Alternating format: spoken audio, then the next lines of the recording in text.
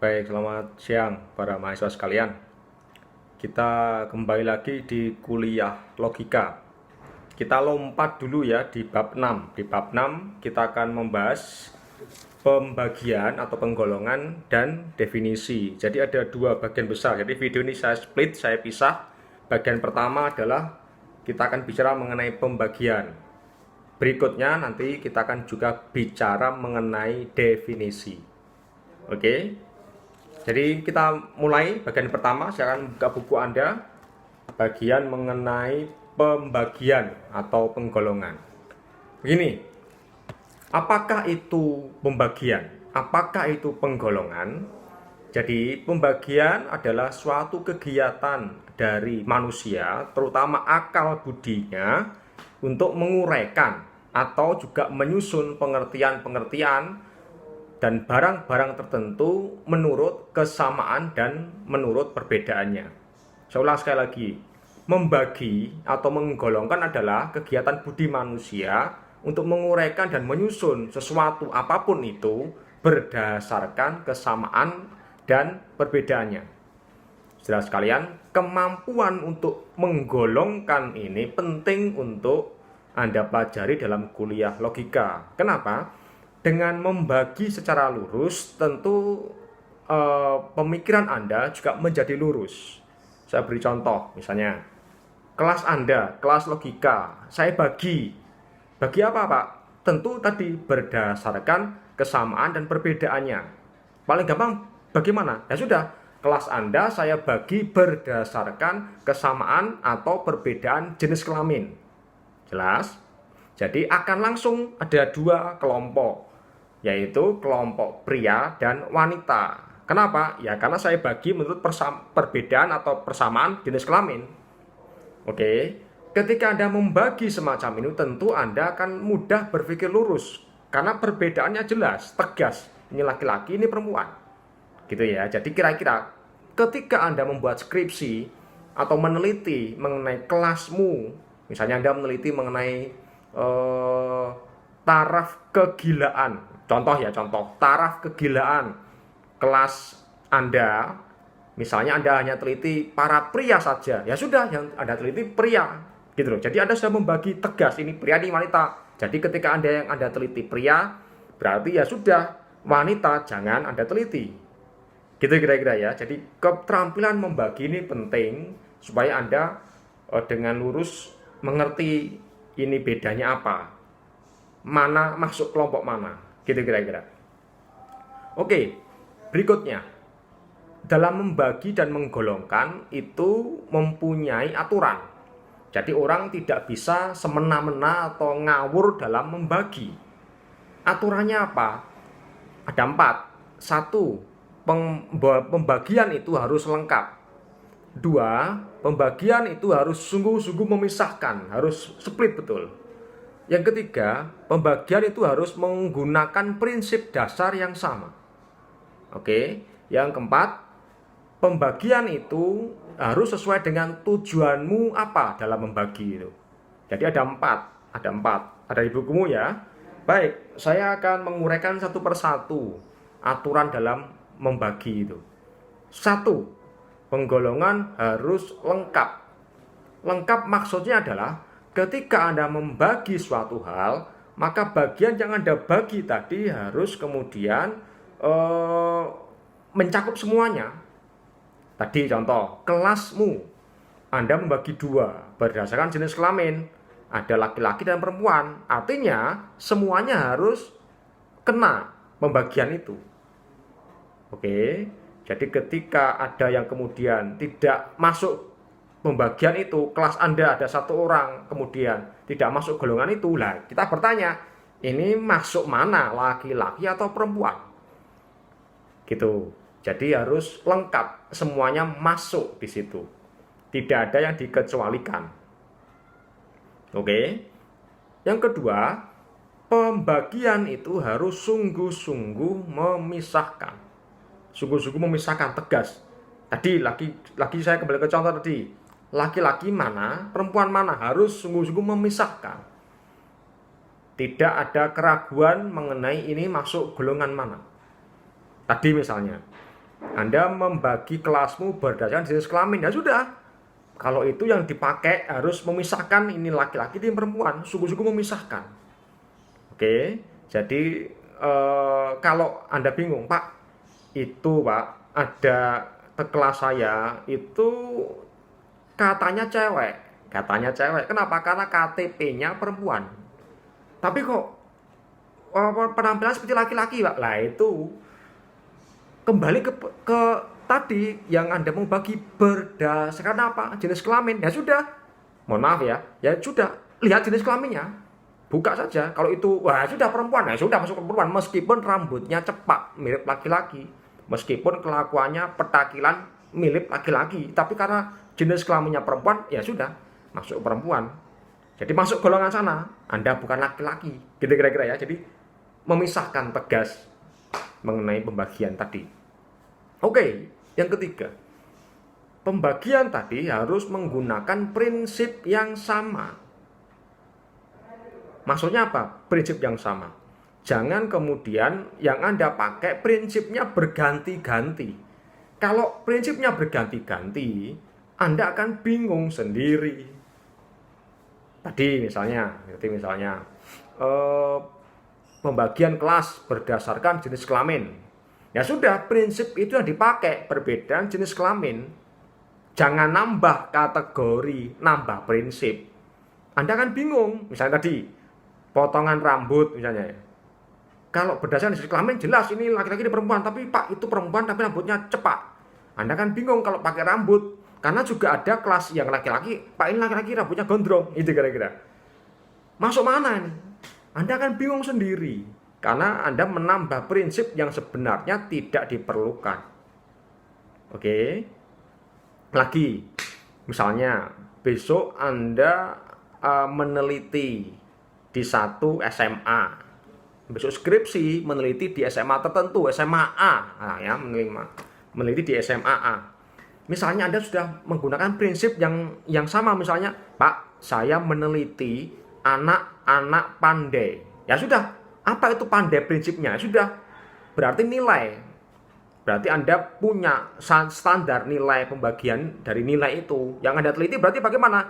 Pak, saya meneliti yang nilainya karena pandai dia 80 ke atas. Ya sudah, yang Anda teliti anak SMA itu ya 80 ke atas Anda teliti semua. Gitu loh, kira-kira. Itu menggunakan prinsip yang sama. 80 ke bawah tidak perlu diteliti. Karena prinsip yang Anda gunakan adalah tadi nilai kepandaian, berarti yang nilainya pandai 80 ke atas itu yang dipakai. Yang 70, 60 tidak usah diteliti. Oke, kalau itu yang Anda pakai, prinsip itu Anda akan enak. Tanpa melihat apapun, ya sudah nilai saja. Tanpa melihat golongan darah, agama, suku, apalagi wajah. Gitu kira-kira ya. Contoh misalnya, Pak ini saya meneliti anak-anak pandai. Tapi itu Pak, ada anak cantik Pak. Saya kalau tidak, anak itu tidak saya masukkan, itu kasihan. Karena ternyata Anda ngesir orang itu. Padahal nilainya 60 anak itu. Anda paksakan masuk di golongan pandai. Padahal nilainya 60 dengan alasan wajahnya cantik. Jelas apa terjadi? Yang terjadi kekacauan. Karena prinsipmu Anda langgar sendiri. Kalau begitu ganti saja. Berdasarkan wajah. Paham? Jadi kalau Anda prinsipnya nilai, ya sudah nilai saja dipakai. Agama, ya agama saja dipakai. Jenis kelamin, ya itu yang dipakai. Tegaslah dalam membagi. Paham ya? Sekarang yang keempat. Pembagian tadi harus sesuai dengan tujuan. Tujuanmu apa? Pak, saya meneliti 80 ke atas tadi. Tujuanmu apa? Sesuai enggak? Gitu loh. Kalau tadi Anda masukkan ini 60 masuk, ya tentu tidak sesuai dengan tujuan. Jelas? Demikian juga dalam bernegara. Negara itu punya data semua mengenai kita, warga negara, dalam KTP. Kenapa? Karena memang tujuannya memang negara harus membuat kebijakan untuk warganya. Misalnya, dari KTP negara akhirnya tahu, oh jenis kelamin perempuan ternyata lebih banyak daripada laki-laki. Maka program negara bagaimana? Ya sudah, untuk ngurusi perempuan ada Menteri Menteri Urusan Perempuan, gitu loh kira-kira. Jadi Karena memang negara itu banyak perempuannya. Itu diperlukan, tujuannya memang untuk pembagian itu untuk mengambil kebijakan yang lebih besar. Misalnya di KTP juga akan ketahuan penduduk Indonesia berapa persentase agamanya. Oh, agama Islam segini besar, agama Katolik segini besar, Buddha segini besar, Hindu segini besar, Kristen segini besar, gitu kira-kira. Jadi kebijakan negara kemudian diperlukan, oh kalau ini bagaimana berdasarkan persentase itu. Jadi ada tujuan besar yang mau dipakai untuk membagi. Jadi tidak asal membagi. Tadi misalnya Anda membagi kelasmu laki-laki perempuan, tujuannya apa? Harus punya tujuan, bukan asal membagi. Paham dari sini ya? Oke, saya teruskan. Saudara sekalian, prinsip-prinsip aturan-aturan dalam membagi tadi ternyata ketika dipraktekkan tidak mudah. Kenapa tidak mudah? Satu, apa yang kadang-kadang kita sudah bagi, ketika mau kita terapkan kepada prinsip umum, kadang-kadang meleset. Contoh ya, misalnya tempat saya kan mengajar banyak guru ya. Saya mengajar banyak calon guru. Misalnya, mahasiswa ini adalah mahasiswa saya sebagai calon guru tadi. Nah, ternyata ketika dia dilepas keluar, mungkin anak itu memang kuliah di tempat saya sebagai calon guru. Tetapi kelakuannya memang bukan seperti calon guru. Ugal-ugalan, ngomongnya kasar, tidak punya sopan santun, suka mendem gitu kira-kira ya. Lah lalu kita, katanya calon guru, padahal calon guru punya kriteria. Oh ini loh calon guru ini, guru begini-begini. Tapi kok itu enggak. Padahal dia ternyata masuk golongan calon guru karena kuliah di keguruan. Ayo. Itulah susahnya dalam membagi karena prinsipnya ya itulah guru seperti itu. Tapi ketika itu diterapkan kepada semua, ternyata ada hal-hal yang memang tidak sesuai. Harusnya guru itu begini-begini ya, ternyata enggak ya. Anak-anak itu seperti kok bukan guru. Padahal guru harus begini. Padahal dia masuk golongan itu. Itu yang saya maksudkan. Maka inilah kesulitan dalam membuat pembagian. Yang kedua, kadang-kadang kita ragu-ragu mengenai apa? Mengenai orang ini atau kelompok ini atau barang ini masuk yang mana? Orang ini masuk kelompok mana? Barang ini masuk golongan mana? Kadang-kadang kita ragu-ragu. Contoh.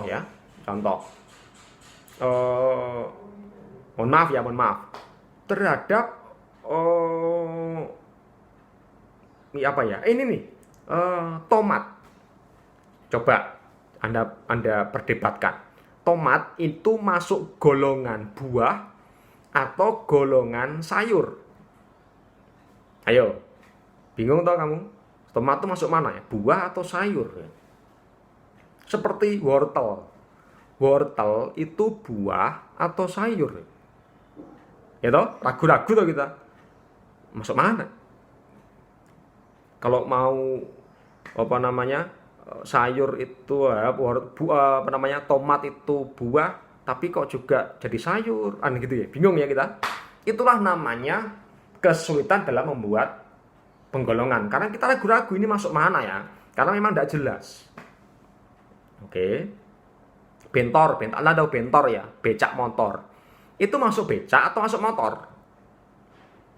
Bingung toh? Lah memang itu terjadi kebingungan, ini masuk golongan mana?